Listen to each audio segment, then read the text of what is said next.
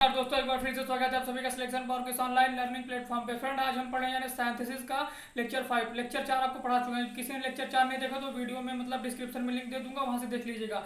उस दिन हम फ्रेंड पढ़ चुके थे अपोजिशन, ठीक है, फ्रेज इन अपोजिशन। आज हम पढ़ने जा रहे हैं फ्रेंड। हाँ फ्रेंड, जैसा कि आप जानते हैं रूल नंबर 5 तक हमारा noun phrase in opposition complete हो चुका था। Noun phrase in opposition rule number 5 तक हमारा कंप्लीट हो चुका था। आज हम पढ़ने चल रहे हैं सिंथेसिस ऑफ सेंटेंस का रूल नंबर 6।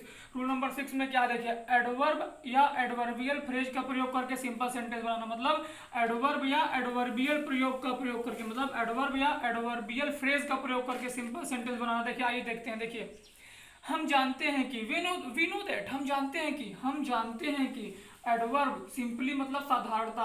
हम जानते हैं कि एडवर्ब सिंपली एलवाई का यूज करके बनता है। मतलब हम जानते हैं कि जो एडवर्ब हमारा होता है वो मतलब अंत में एलवाई का यूज करके बनता है।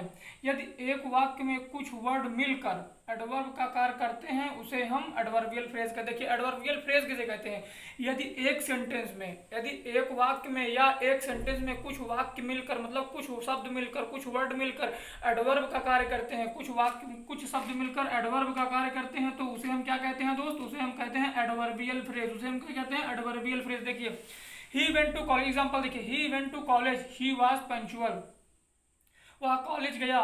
ही वॉज पंक्चुअल मतलब पंक्चुअल में होता है समयनिष्ठ, मतलब समय पर या। He went to college, he was punctual, वह समयनिष्ठ था, मतलब वह कॉलेज गया मतलब समय पर कॉलेज गया, ठीक है। तो इसको हम क्या करेंगे, देखिए ये जो वहाँ यहाँ जो पंक्चुअल है, दूसरे वाक्य में जो पंक्चुअल है वो फर्स्ट वाक्य वेंट की व्याख्या करता है, विशेषता बताता है, मतलब इसकी विशेषता बताता है। वह कॉलेज तो गया लेकिन पंक्चुअल अपने समय पर गया। देखिए वह कॉलेज तो गया लेकिन क्या हुआ कि वह अपने समय पर कॉलेज गया, पंक्चुअल। देखिए जो यहाँ पंक्चुअल है, फिर से देखिएगा, जो यहाँ पंक्चुअल है ये वेंट की विशेषता बताता है। तो देखिए इसको हम सिंपल सेंटेंस बनाने के लिए क्या करेंगे, देखिए ये दो वाक्य हमारा, एक वाक्य है एक वाक्य है, इसको देखिए दोनों को ऐड करेंगे, देखिए क्या बनेगा। देखिए he went, he went to, sorry देखिए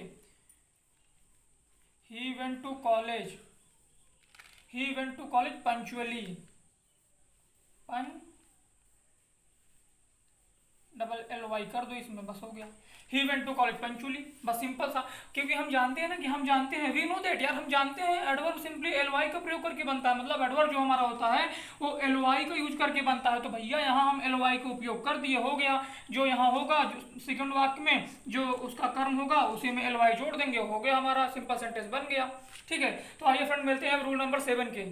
हाँ दोस्तों हम पढ़ने जा रहे हैं रूल नंबर 7। रूल देखिए सरकार, एडजेक्टिव का प्रयोग करके सिंपल सेंटेंस बनाना। देखिए पहले अब हम एडजेक्टिव का प्रयोग करके देखिए कैसे सिंपल सेंटेंस बनाएंगे। हमने पहले पढ़ा एडवर्ब का प्रयोग करके, नाउन का प्रयोग करके, अब देखिए एडजेक्टिव का प्रयोग करके हम कैसे सिंपल सेंटेंस बनाएंगे। देखिए जब दोनों वाक्यों किसी एक वाक्य में ऐसे एडजेक्टिव या विशेषण का यूज किया गया हो, जब दोनों वाक्यों में किसी ऐसे वाक्यों में, मतलब जब दोनों वाक्यों में किसी एक वाक्य में, जब जैसे दो वाक्य हैं तो किसी एक वाक्य में ऐसे एडजेक्टिव का उपयोग किया गया हो जो दूसरे वाक्य में किसी संज्ञा की विशेषता प्रकट करता हो। जो दूसरे वाक्य में क्या सरकार, किसी संज्ञा की विशेषता प्रकट करता हो। फिर से देखिएगा, जो दूसरे वाक्य में किसी संज्ञा की विशेषता प्रकट करता है उसे एडजेक्टिव को मेन या मुख्य वाक्य में नाउन के पास रखकर वाक्य बनाते हैं। मतलब उसे मुख्य वाक्य में नाउन के पास, मुख्य वाक्य क्या होगा हमारा, मुख्य वाक्य होगा हमारा फर्स्ट वाला,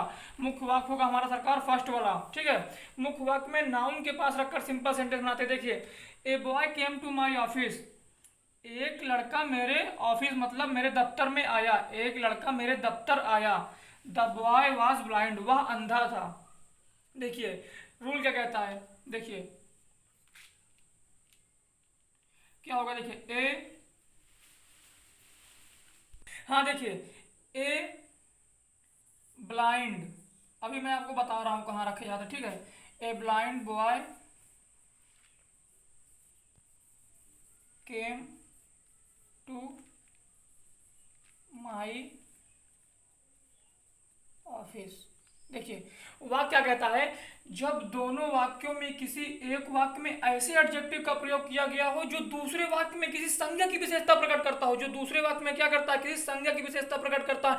तो दूसरे वाक्य में सरकार संज्ञा क्या है, दूसरे वाक्य में सरकार संज्ञा हमारा बॉय है, फर्स्ट वाक्य में भी संज्ञा हमारा बॉय है। तो क्या है देखिए, जो दूसरे वाक्य में संज्ञा की विशेषता प्रकट करता हो उसे एडजेक्टिव को मुख्य वाक्य या मेन वाक्य में नाउन के पास, मुख्य वाक्य नाउन के पास, मतलब मुख्य वाक्य हमारा क्या होगा, मुख्य वाक्य हमारा सरकार ये होगा, a boy came to my office, ये हमारा मुख्य वाक्य होगा, ये हमारा मेन वाक्य होगा, ये हमारा मेन सेंटेंस होगा। तो क्या रूल क्या कहता है, उसे हम मेन सेंटेंस के नाउन के पास, जो हमारा ये होगा उसे हम मेन सेंटेंस के नाउन के पास रखेंगे। तो मेन सेंटेंस का नाउन क्या है सरकार, मेन सेंटेंस का नाउन बॉय है, तो इसे हम बॉय के जस्ट पहले रखेंगे, बॉय के क्या करेंगे, जस्ट पहले रखेंगे। तो a blind boy came to my office. देखिए यहाँ क्या सेंटेंस बन रहा था, यहाँ सेंटेंस बन रहा था कि a boy came to my office, एक लड़का मेरे ऑफिस आया, द बॉय वॉज ब्लाइंड, वह अंधा था। अब यहाँ सेंटेंस क्या बन रहा, एक अंधा लड़का मेरे ऑफिस आया, एक अंधा लड़का मेरे ऑफिस आया। तो ये हमारा सिंपल सेंटेंस बन गया। कैसे सिंपल सेंटेंस बना, एडजेक्टिव का प्रयोग करके, सिंपल सेंटेंस बना एडजेक्टिव का प्रयोग करके। ठीक है, मैं आपको बताने जा रहा हूँ, देखिए स्टूडेंट की क्वालिटी, आपको रटना नहीं है सरकार, आपको रटना नहीं है, इसे समझना है।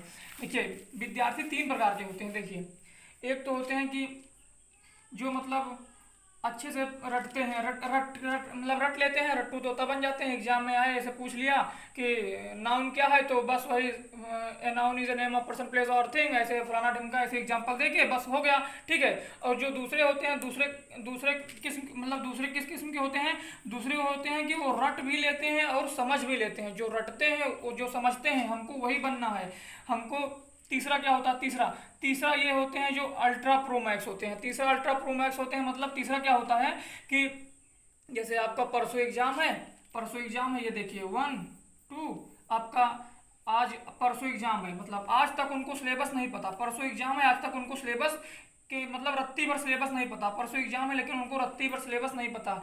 और दूसरे दिन क्या करेंगे, दूसरे दिन करेंगे कि मतलब 24 घंटा होता है, तो 24 घंटे में यार कम से कम 14 घंटा पढ़ते हैं, 14-15 घंटे पढ़ लेते हैं, 14-15 घंटे में पूरा सिलेबस को खत्म कर देते हैं। ठीक है, 14-15 घंटे में पूरा सिलेबस खत्म कर देते हैं और जाते हैं एग्जाम में, फिर एग्जाम में लिखते हैं, फिर लिखते हैं जो उसे भगवान ही जाने क्या लिखते हैं क्या नहीं लिखते हैं। और एग्जाम में पूछा रहेगा जो, ठीक है, उसको नहीं लिखते हैं, मतलब एग्जाम में क्या आता है वो मैटर नहीं करता, उनको ये मैटर करता है कि उनको क्या आता है, मतलब एग्जाम में जो आएगा उसे वो केयर नहीं करेंगे कि उनको क्या आता है, बस वो उसी को लिखते हैं बस। ठीक है, तो आपको ऐसा नहीं बनना। आपको कैसा बनना है फ्रेंड, आपको ऐसा बनना है जो हम बताए। दूसरा नंबर क्या होता है कि वो रट भी लेते हैं, समझ भी लेते हैं। तो हमको रटना भी है और समझना भी है। हमको क्या करना है, रटना भी है, समझना भी है। ये नहीं कि हम पहले मतलब फर्स्ट बन गए तो रट ही लिए, नहीं, ये गलत है। सेकंड बन गए तो एग्जाम के एक दिन पहले पढ़े, नहीं, ये सरासर गलत है, ये सरासर गलत है। थर्ड वाले यही करते हैं, एग्जाम में क्वेश्चन चाहे जो पूछे चाहे जो आए, ठीक है, लेकिन वो करेंगे वही जो उनको, लिखेंगे वही जो उनको आता है। ये मतलब क्वेश्चन प्रश्न पेपर या प्रश्न पत्र उनको मैटर नहीं करता कि क्वेश्चन क्या पूछा है, कैसे क्या लिखा जाएगा। उनको मैटर ये करता है कि उनको क्या रहा, सिर्फ उससे मतलब रखते हैं, बस उनको जो आता है वही लिख देते हैं, फिर अच्छा नंबर ही पाते हैं, जानते ही होंगे आप। तो हाँ फ्रेंड, मेरा बताने का ये उद्देश्य था कि मतलब हमको रटना भी है और समझना भी है। हम फर्स्ट तो नहीं बनेंगे यार, फर्स्ट बनेंगे कि रट के जाए एग्जाम में लिख दिया बस हो गया, ये फर्स्ट नहीं बनेंगे हम। सेकंड हम बनेंगे, सेकंड विद्यार्थी बनेंगे। सेकंड टाइप के विद्यार्थी जो होते हैं वो रटते भी हैं, समझते भी हैं। और थर्ड टाइप के जो होते हैं एग्जाम के एक दिन पहले पढ़ते हैं, तो भैया अल्ट्रा प्रो मैक्स वाले हो गए हो, उनसे तो हमको कोई मतलब लेना देना नहीं है। हमको ऐसे विद्यार्थी बनना है कि जो रट भी लें, हमारे रटने की पावर भी होनी चाहिए, रटने की क्षमता भी होनी चाहिए, और समझने की क्षमता उससे दुगनी होनी चाहिए। हमें ऐसा छात्र बनना है। ठीक है, तो इस वीडियो में हम एडजेक्टिव का प्रयोग करके आपको बता दिए, एडजेक्टिव का प्रयोग करके और उसके पहले एडवर्बियल फ्रेज का प्रयोग करके। तो आगे कल मिलते हैं एक नए लेक्चर, एक नई एनर्जी के साथ। तो आज की वीडियो में बस इतना ही, धन्यवाद।